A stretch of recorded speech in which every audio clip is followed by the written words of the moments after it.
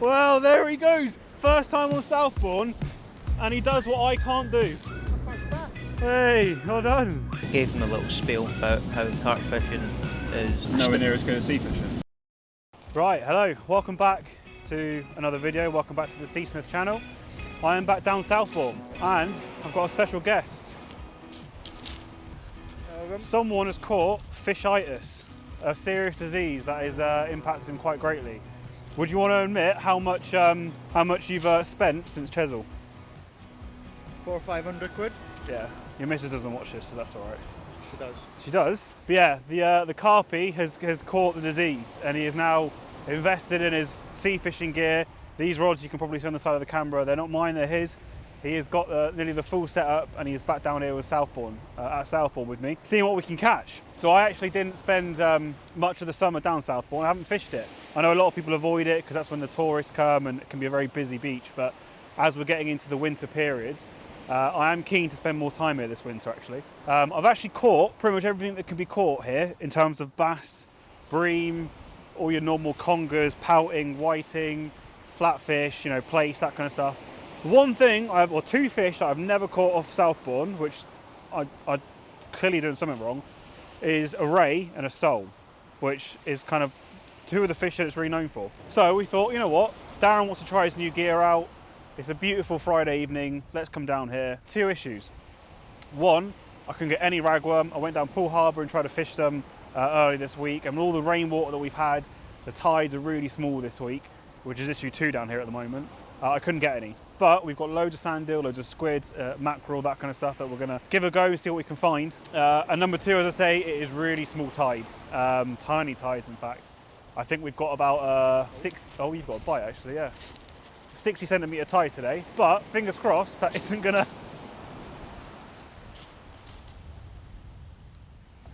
I'll come back to you in a second, we might have a fish. Definitely taps, huh? Yeah, there's definitely a bite, definitely something there. Anyway, as I was saying, so, to cut a long story short, I'm gonna make this into a 2-part video. Friday today, really small, neap tide. We're gonna see how it fishes. Next week, we're planning to come back down Southbourne on a spring tide. Hopefully, we don't know what the weather's gonna be doing yet. You can never forecast it accurately that far in advance. We're gonna come down with the same rig, same bait, see what happens. See, spring tides, neap tides, how much better is spring tide fishing? We know it fishes better, but it'll be interesting to see if everything's like for like, what the comparison is. Safe to say, bar a hurricane, we'll be here. Yes, bar a hurricane or angry partners that don't let us fish, which is probably more scary. Just leave them. He said that, not me. It's all right, my missus doesn't watch my videos, so. But yeah, we're here, we're gonna fish. Beautiful evening. Darren's first time down Southbourne, first time with his new rods and reels, so he needs to christen them with the fish. And yeah, let's see what we can do. So with a ray bite, you can often see it might not be a big jagged, it'll be a slow pull down, and then or a slack line completely. Yeah, we'll often get a bit of a pull. I'm gonna need to check that. Right, let's reel him in. Absolutely stunning settings though tonight. I do love fishing Southbourne. It's just, I can see the Isle of Wight, you can see Hengistbury, I can see sandbanks, I can see Swanage. Pretty much everywhere that I fish, whether it's the shore or the boat around here, is in, you know, my eye line, which is just amazing. All right, let's see if anything's on there. It's been out for about 20 minutes, to be honest. I don't think there's anything on it.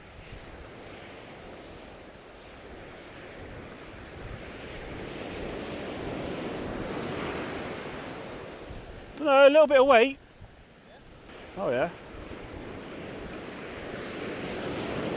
If it is, it's tiny. Oh no, it's just gone really loose. If it was on there, it's just come off. It might have been weed, yeah, my mackerel's been hammered. So a good opportunity actually whilst this is out of the water to explain the approach tonight. Obviously with Southbourne, as most people do. Oh, it's quite a big swell there. Nearly got us then.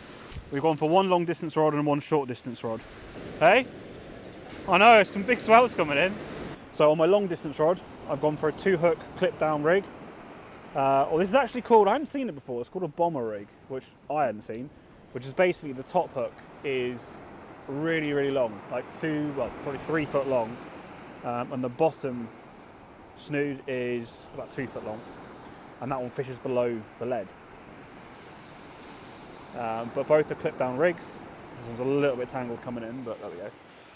And I'm fishing mackerel on the top hook. As I say, I wanted to get some ragworm and fish with that, but just couldn't get hold of any. I've only ever fished with ragworm that I or my mum has dug, apart from that one time in Chesil when I did buy some.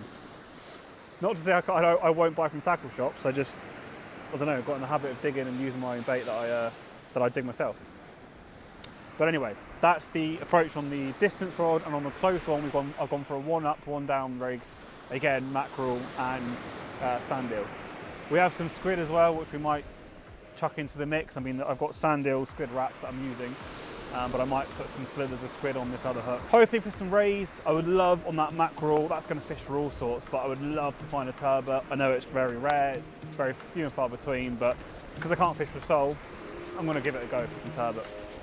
But let's see what happens. As I say, it's going to be a 2-part video, Neaps versus Springs. Let's see what happens.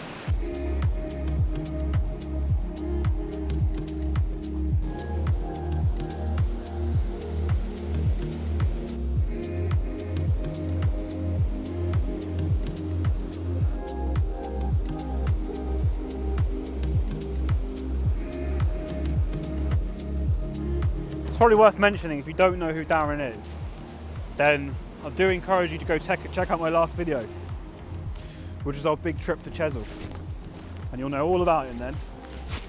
One, because I do think it's a good video, and if you like to watch it, then I think it's worth doing. Oh, Jesus Christ. And 2, you'll then get to know who Darren is, and a bit more about him, and his fishing or sea fishing journey at least.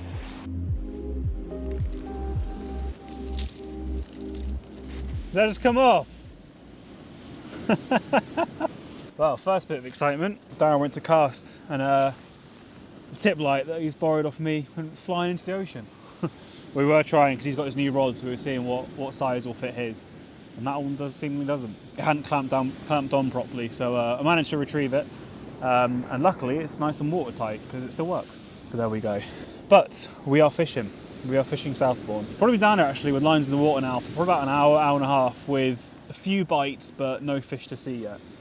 And I have to be honest, if it wasn't for obviously, you know, Neaps versus Springs video idea and Darren being here to test out his new gear, I probably wouldn't have fished it tonight because they are very, very poor tides. Still, got more chance of catching with lines in the water than I do sat at home, you know, thinking about fishing. There's actually a little bit more chop and kind of swell in the water than I thought there would be.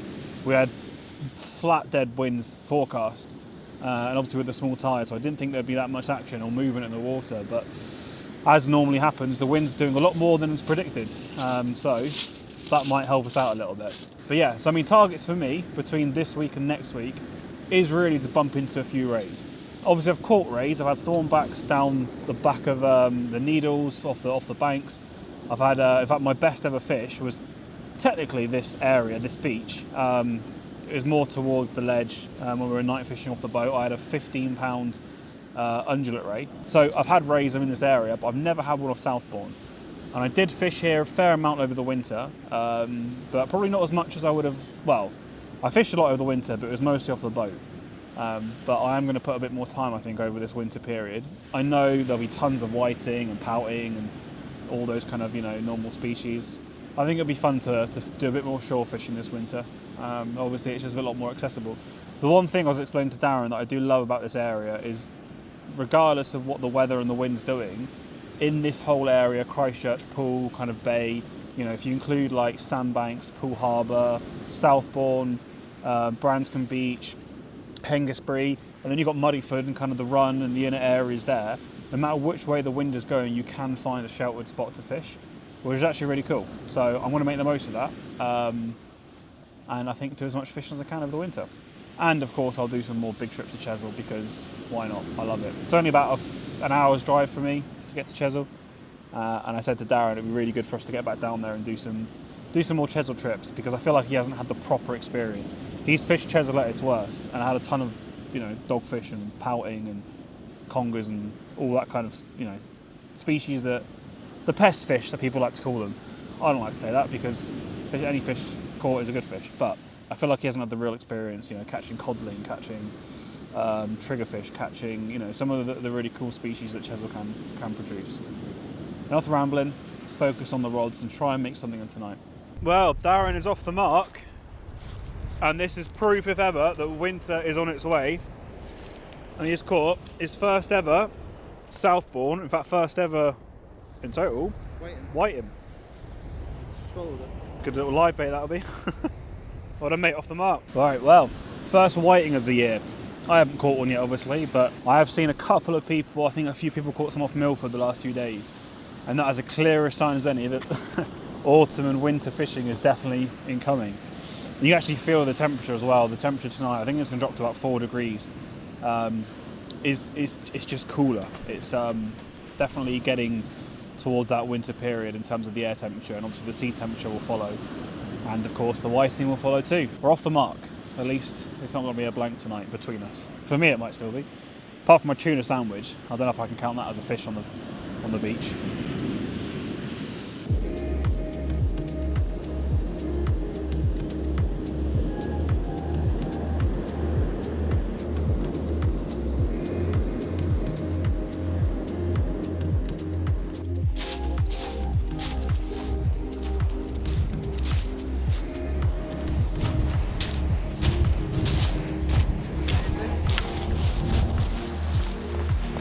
Well, I think that's the story of tonight. The baits are just getting pecked away by whiting, I'd imagine, if they're in. And obviously we'll hook up onto the odd few, more than likely, as Darren has. But yeah, let's get this freshened up and sent back out. Right, okay, change of plan. So, came down here, of course, with great ideas of fishing for rays and sole and all those species, but the conditions just don't feel right to me. And I keep standing there and saying to Darren, oh, this looks bassy, you can see the surf, you can see the waves. So, something I'm definitely trying to do more of going forwards when I'm fishing is fish the conditions that are in front of me, not the ones that I would like to fish, but not the species that I maybe want to catch. This says to me, we're seeing quite big swells, big surf, this wasn't forecast, this wind, but there's some really nice surf out there. And I can't help thinking, if I was a big hungry bass, and there's no tide out in the deep water, you know, where I normally fish off the boat, around the ledge, around all the marks, you know, Southbourne rough, there's not much going on, there's not much tide, there's not much current. But there is some big surf here, there's some big swells, not big, but you know, there's some noticeable surf. So I can't help thinking, this is where a bass would want to feed tonight, even though we've got neaps. So I've quickly set up on tide a little earth bar, so there's my earth bar. It's about, I don't know, 3 foot of fluoro with a circle hook at the end. And I'm just going to put a mackerel head on that, chuck it out in the gutter, 30-40 yards in front of me, see what happens. I've still got my long range rod out there with a bit of sand eel and squid at the moment, so that can sit out there and do what it wants. I feel like this is the right thing to do. Well, there he goes, first time on Southbourne, and he does what I can't do. He's caught himself a lovely small-eyed ray. Absolutely fantastic. We'll get a photo of that. Right, there we go, not a bad result for you, first time at Southbourne. And his first small-eyed ray. So what was that, long range or short range? Long range with one up, 2 clip, 2 clip, 1 up. So not the rig-eyed tiger? No, not the rig you tied me, the one that you bought me kindly. But yeah, with sand eel and squid, bit of elastic around it, bit of mackerel on the other hook, but that's not really doing anything, it's the sand eel and squid that's doing the business. Ideal, mate. But yeah, hopefully you get one of these later on. Yeah. He's done what I can't do in about a year's worth of fishing at Southbourne for some reason, but there we go. I'm pleased one of us has caught. Off he goes. Well done, mate. Right, this guy's on fire.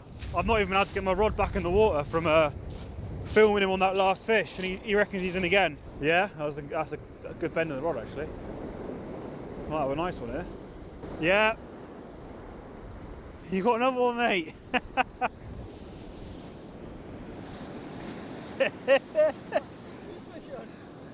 Oh, I didn't even see him. Yeah, a little pouting. Hey. All right, I need to get my rod back in the water. Hey? Short range was it? All right, he's had one on the long range, one on the short range. Right, time to fish. Let's go. Lovely stuff. Yeah, definitely a bigger one.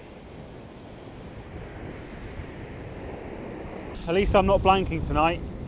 I'm off the mark with a tiny little whiting. Well, he's not actually that small. It's not bad for a whiting. But yeah, at least I haven't blanked, but still no smalleye for me. Still time though. I want to get video evidence of that first. I'll give it a little wash off. After too many attempts to try and catch myself a smalleye, I know they're not an insane fish. I know it's very common on Southbourne. For some reason, I felt cursed. And I've done it. Finally! It is not a specimen fish. It is nothing insane, but it is finally a Southbourne smalleye. I can tick it off the list. This place felt like a curse for me. It was genuinely getting that way. And I'm actually surprised just how well it's fished tonight. And considering there's a tiny tide, I think the wind has done us a massive favour here in that it's blowing right on shore, it's stirred things up and it's going to put colour in the water. And it's meant the fishing's actually been quite decent. But there we go. Happy days, mate. Well done. Very, very much so. Buzzing with that. Let's get her back. What do you say? Can't play. Get some of that crap out of there. It's not about that life. Although this wind is helping us with the conditions, making it a bit better fishing, it is starting to bring in a load of weed. I mean, I've just taken that big bundle off there. But it is starting to collect on the line and the baits, which is a bit annoying, but I will take it. I'll take it as a compromise for actually decent fishing conditions. The resident fox, back again. And it's not often you fish Southbourne and you don't see Mr. Fox. It's quite often down here. Is it two? Oh no, it's just waiting. Yeah. Where's he gone? I think over there. It's a bit dangerous when we go there. Yeah, no. I've given up looking at the rod for when it flashes, so it just constantly flashes. I don't know. So that one earlier, when I was just sat here, put the kettle on, and that right rod just went like that. Bodum, bodum. It proper went. I'm glad that I've persevered and bought my own kit. I still love carp fishing, don't get me wrong, but it's nice to come down for 6-7 hours and chuck a rod in, wet a line, catch a few fish. It means that I take as many holidays. However, carp fishing is a lot more relaxing and chilled. I gave him a little spiel about how carp fishing is Nowhere near as good as sea fishing. You still got to wait? Yeah, still on. That was a decent bite, that. Can you? Go on, lad. What have we got? What have we got?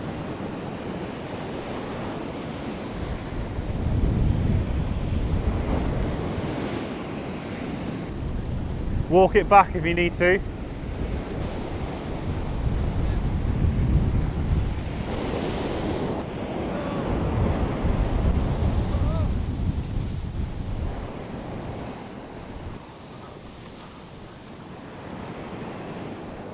Decent fish.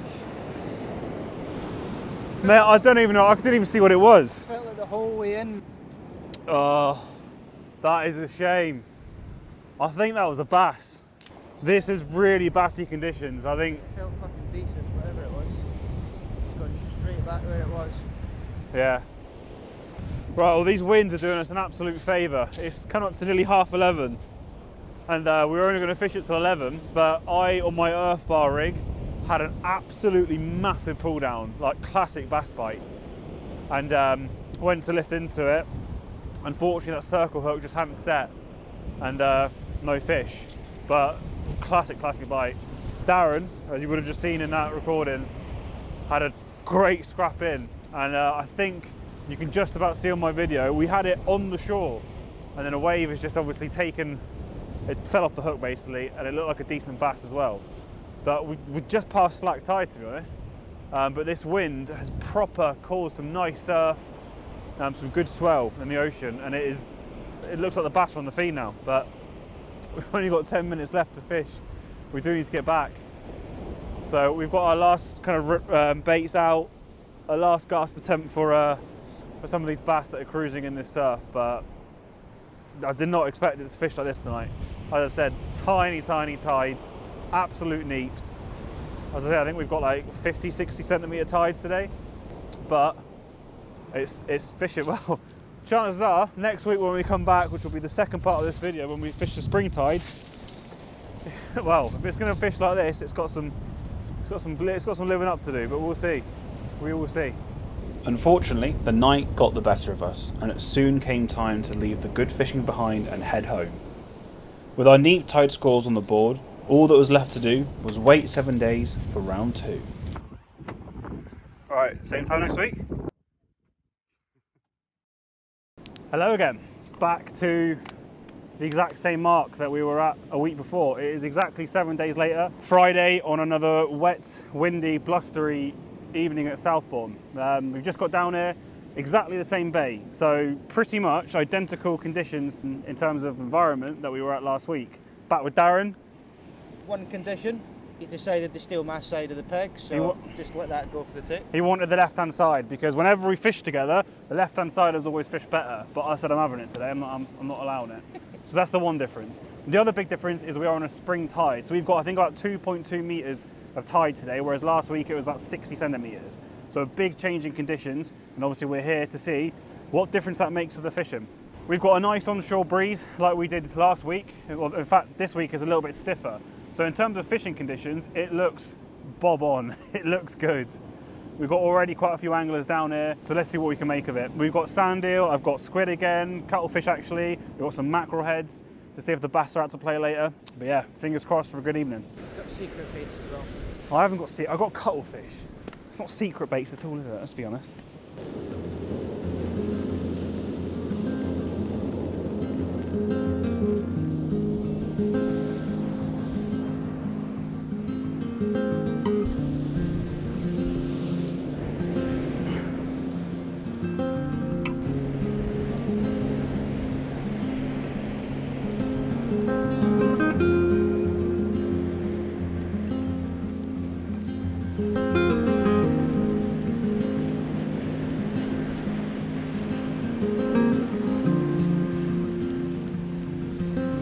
Right, well, first check of the rig, and it is untouched. It's been out there for about 20-30 minutes. Although one concern I had was that we'd have a lot of weed. There's a little bit on the shoreline, but nothing on the rig, so that is good. I'm pleased with that. Fingers crossed, as this tide starts to pick up, so will the fishing.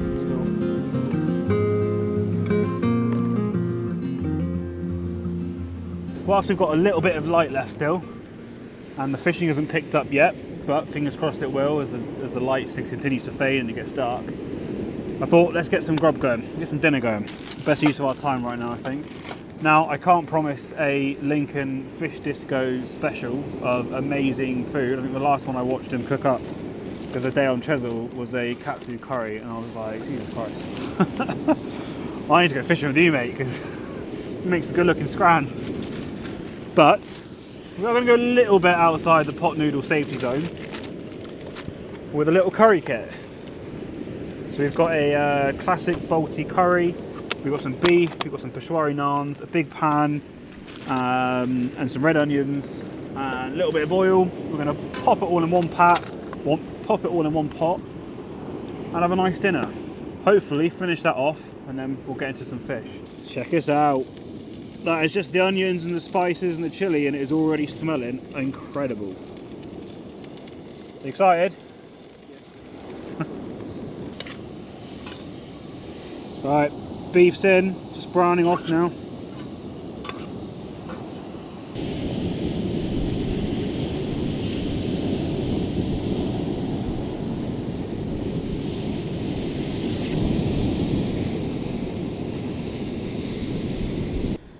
Right, dinner's gonna have to wait.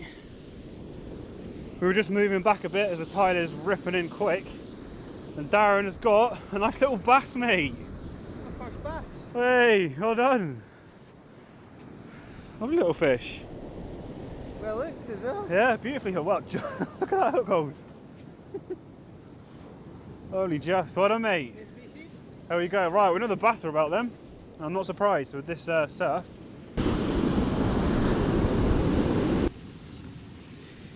Alright, your grub's in the tent. Right, so with one bass on the board for Darren, we've both opted to send out on one of our rigs mackerel head and guts. It was kind of part of my plan at some point to switch out probably my long distance rig, which is what I've just brought in, and flopped out the mackerel head and guts. Still going to stick with the sand eel and cuttlefish rig that I've got on the other one, just because that will still pick up me some bass or any rays that are lurking or anything like that really. And yeah, see if we can find some of the big boys. We know they're here now, we know they're on the feed. It's just picking them out. In case you were wondering, our curry dinner was absolutely fantastic. A little bit cold because we were too busy fishing and moving our gear, but it was nice. Boys, it's coming up to 8 o'clock now, isn't it? It's pretty tough fishing, I would say, at the moment. Conditions wise, it is pretty rough, so bite detection is pretty impossible, to be honest. The rod tips are bouncing around all sorts in the surf, but there's not much you can do about that. You know, keep your rod tips as high as possible and all that kind of stuff. But even still, you're still going to get movement, and there is a bit of weed collecting on the lines as well, which doesn't help things. But on one of my rods, I'm fishing big baits, so if I pick a fish on that, I'll know about it. And I'm checking the baits every probably half an hour at the moment. See what's on there, see what's happening. We've probably got another 3 or 4 hours, depending how it goes, of fishing left. Nothing to show apart from I had one little bite on my rod about an hour or two ago now, about an hour or so. And then Darren's obviously had that little bass. But yeah, still too early to draw any conclusions compared to last week, obviously what we saw. But these, conditions-wise, is ideal fishing conditions on paper, as you'd assume. You've got a nice big spring tide, lots of movement, churned up water, the surf. But at the moment, we had a lot more fish, and I would say in a more enjoyable session last week. But that could all change. That could definitely all change. It's early days yet. It is early days. All still to play for.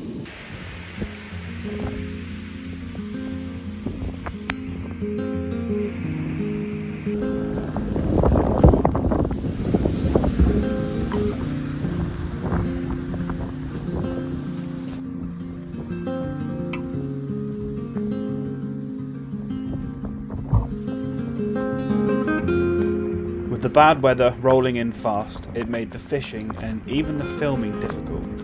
With my camera and microphones getting soaked and feeling a little frustrated at the poor showing spring tides, it felt like just one fish could make the evening. And that's exactly what happened, with Darren catching his very first stunning undulate ray. He does it again! Oh, well done, mate.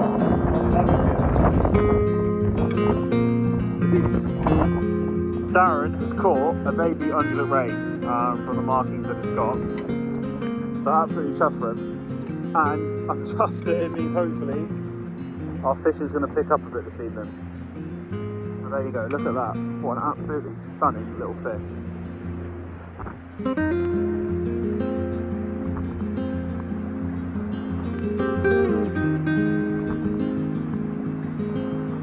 Right, I'm counting that. I have not blanked today. Just reeling in my pulley pennel rig that I've sent out, and a whole bunch of weed, and then amongst that weed I've got the little egg case of I believe a dogfish. So I'll get him back quickly because that's clearly not hatched. I can feel it. There you go, I haven't blanked. You're giving me that, aren't you? No?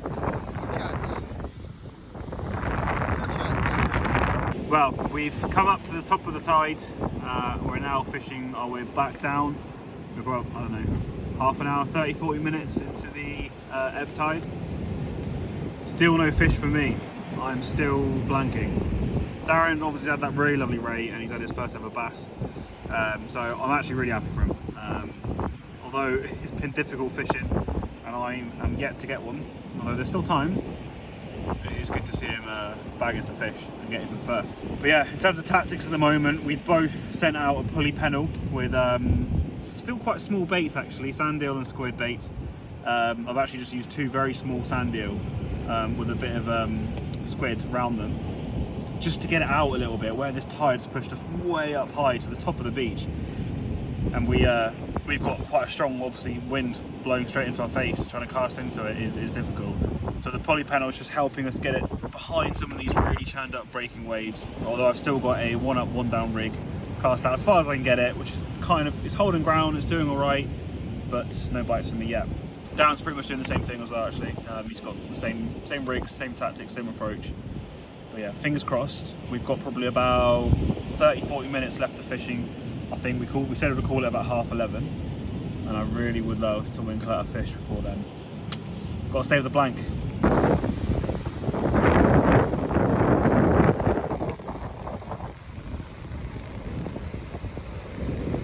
With the only thing coming out of the sea being big bundles of weed, we decided to pack up and head home.